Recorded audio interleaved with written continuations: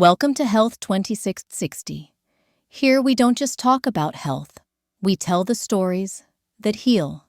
Now please listen to the story. The morning sun, a gentle intruder, filtered through the lace curtains of my bedroom window. It was 6 a.m., precisely the time I'd trained myself to rise. 76 years young, I like to say, though some days my bones felt more like they were pushing 90. But I was proud, fiercely independent, and convinced I had this whole aging thing figured out. My little house on Willow Creek Lane was my sanctuary, a testament to a life lived deliberately carefully. Or so I thought. Roses climbed the trellis by the front porch, their fragrant blooms a riot of color against the faded blue siding.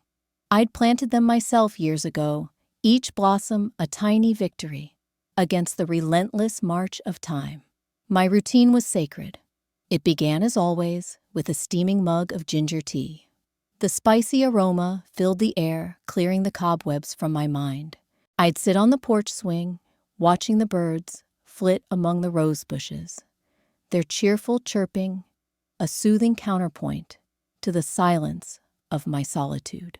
Then the walk, a slow, deliberate stroll around the garden, each step measured, each breath intentional. I'd touch the velvety petals of the roses, marvel at the delicate dance of the butterflies, and feel a sense of quiet contentment wash over me. And then the vitamins, my daily ritual, a handful of capsules, each promising vitality, longevity, a bulwark against the ravages of age. Vitamin D for strong bones, E for a healthy heart, B6 for nerves, niacin for cholesterol, a rainbow of promises neatly arranged in a plastic organizer. I'd read countless articles, watch countless videos, all touting the benefits of these little pills. Doctor recommended, many of them claimed. Scientifically proven. I trusted the labels. I trusted the science. I trusted that I was doing the right thing. It had become almost automatic, like brushing my teeth, something I did without thinking, a mindless act of self-preservation. I'd swallow the pills with a gulp of water, feeling a surge of virtuousness. I was taking care of myself. I was being proactive. I was defying the odds, or so I believed. That night felt no different from any other. I had a light soup for dinner, tomato and basil homemade. I read a few pages of a new novel, a mystery set in the Scottish Highlands. I savored the quiet solitude, the simple pleasures of a life well lived.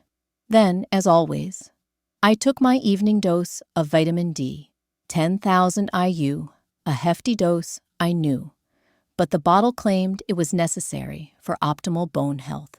Doctor recommended, it said in bold letters. I'd ordered it online from a website that promised pharmaceutical-grade quality. I remember feeling a slight twinge of unease as I swallowed the pill. A flicker of doubt quickly dismissed. I was being silly, paranoid. These vitamins were my allies, my protectors. They were keeping me strong, healthy, alive. I drifted off to sleep, lulled by the gentle rhythm of my breathing. Around 3 a.m., I woke up with a parched throat, a desperate, unquenchable thirst. I stumbled out of bed, reaching for the glass of water on my nightstand. But as I tried to sit up, a wave of dizziness washed over me. Something felt wrong, terribly, irrevocably wrong. My right arm felt heavy, unresponsive. I tried to lift it to shake it awake, but it remained stubbornly limp. My mouth opened, but no words came out. Just slurred, broken sounds, garbled nonsense. Panic seized me, a cold, clammy hand gripping my heart. I slipped off the bed, my legs buckling beneath me.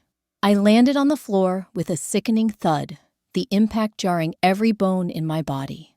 I lay there, gasping for breath, my mind racing, my body betraying me.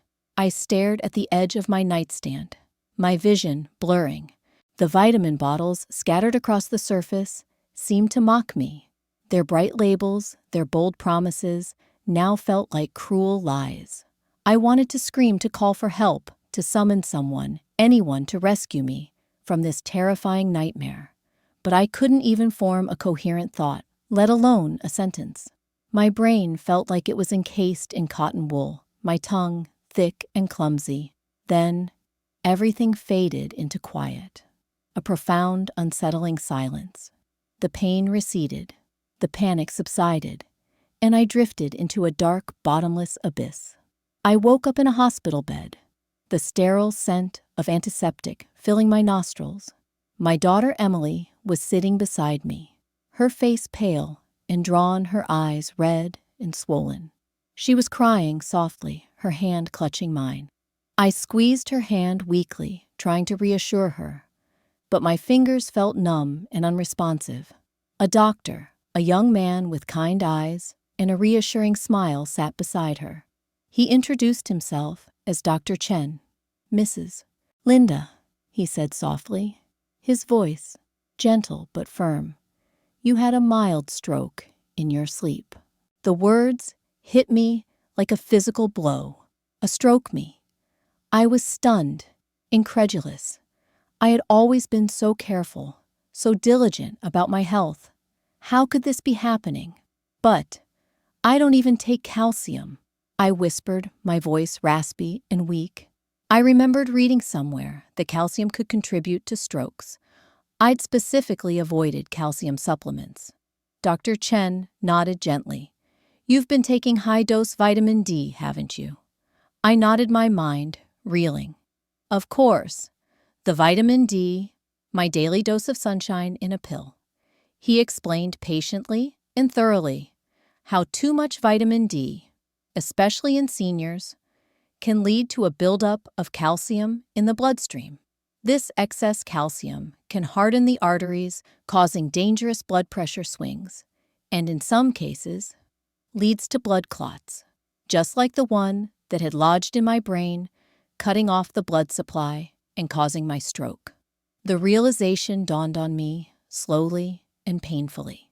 My quest for health, my diligent routine of vitamins and supplements had backfired. I had inadvertently poisoned myself, all in the name of wellness. The irony was crushing. The next few weeks were a blur of hospital stays, physical therapy, and endless medical tests. I struggled to regain my speech, my mobility, my independence. Emily stayed by my side, her unwavering support a lifeline in the midst of my despair. After I was discharged from the hospital, I couldn't shake the feeling that I had been profoundly misled. I started asking questions, digging deeper, researching the potential dangers of vitamin supplements. I talked to friends, neighbors, people I knew from church, and what I discovered was both shocking and deeply disturbing. Turns out, I wasn't the only one caught off guard, lulled into a false sense of security by the promises of the supplement industry. My friend Eleanor, she's 81, a retired librarian, sharp as a tack, had been taking vitamin E every day. She read an article online that said 800 IU was great for circulation, so she added it to her routine. No questions asked, no doctor consulted. 3 weeks later, she collapsed in her kitchen with a severe headache and nausea. The paramedics rushed her to the hospital, where doctors discovered bleeding in her brain. It turned out that mixing high-dose vitamin E with blood thinners like warfarin, which she was taking for a heart condition, was a recipe for disaster. No one had warned her. She made it through, thankfully, but she's not the same. She walks with a frame now, her once steady gait reduced to a slow, shuffling shuffle. Her memory slips more often, and the spark in her eyes has dimmed. The vitamin E intended to improve her circulation had nearly cost her her life. Then there was Harold, 76, a kind old truck driver, who used to joke that he had nerves of steel. He'd always been the picture of health, strong and resilient. But lately, He'd been experiencing tingling in his feet, a nagging discomfort that kept him awake at night.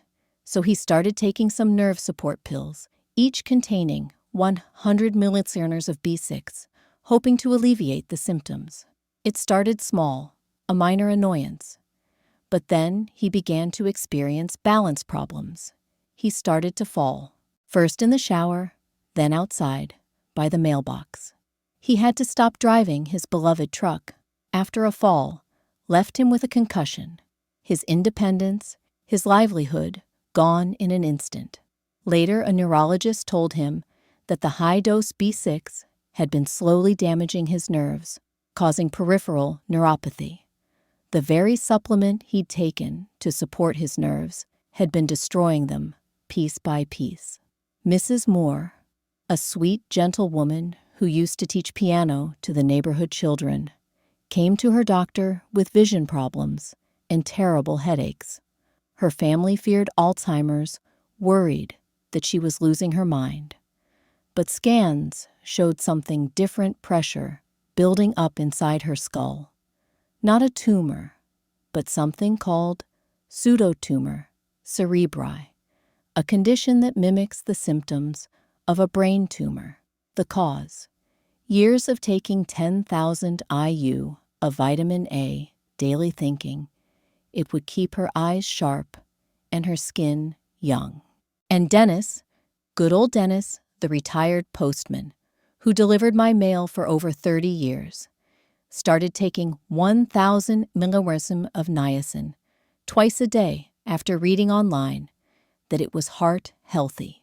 He'd always been concerned about his cholesterol, and the article promised miraculous results.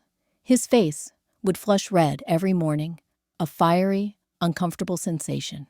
His heart raced, pounding in his chest like a trapped bird. One day, he started to slur his words, his face drooping on one side, a mini-stroke. The doctor said it was the niacin, too much too often without medical supervision. The supplement, intended to protect his heart, had nearly silenced it forever. Hearing all these stories, one after another, I was shaken to my core. I had always believed that vitamins were harmless, benign supplements that could only improve my health, but no one had ever told us that too much of a good thing could be dangerous, even deadly. No one had warned us that our kidneys, our blood vessels, our livers, they don't work the same at 70 as they did at 40. Our bodies become more vulnerable, more susceptible to the toxic effects of excessive supplementation. It took me 3 months of intensive therapy to fully recover from my stroke. I can talk again, though my speech is still slower, more deliberate. I can walk, though I still rely on a cane for support. But the emotional scars run deeper. The trust I once placed in the supplement industry has been shattered. I've let go of that shelf of pill bottles, that rainbow of promises. I've purged my house of all the supplements, vitamins, and herbal remedies that I once believed were essential to my well-being. They now sit in a garbage bag, a monument to my naivete, a reminder of the dangers of blind faith. Now I keep it simple. I've returned to the basics, to the nourishing power of real food. Breakfast is 1 boiled egg, half an avocado, on whole grain toast, some blueberries, and a cup of warm water with lemon. No fancy labels, no miracle claims, just wholesome, unprocessed ingredients that my body actually understands. I still walk in my garden tending to my roses, but now I appreciate them for what they are: simple, beautiful creations of nature. I no longer see them as symbols of defiance against aging, but as reminders of the beauty and fragility of life.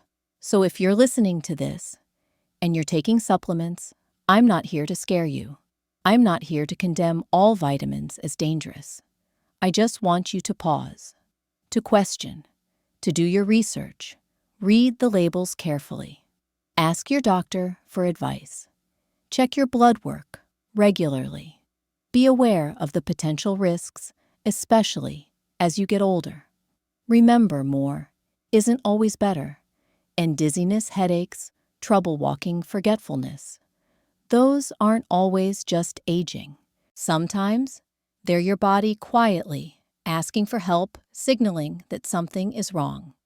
Don't ignore those whispers. Listen to your body. Trust your instincts. We all want to stay strong, healthy, and independent for our families, our grandchildren, ourselves. But that strength doesn't begin in a bottle. It begins with understanding, with knowledge, with a healthy dose of skepticism, and sometimes with a better breakfast. Health 2660. Thanks you for listening. We'll see you in the next video, and until then, be kind to yourself.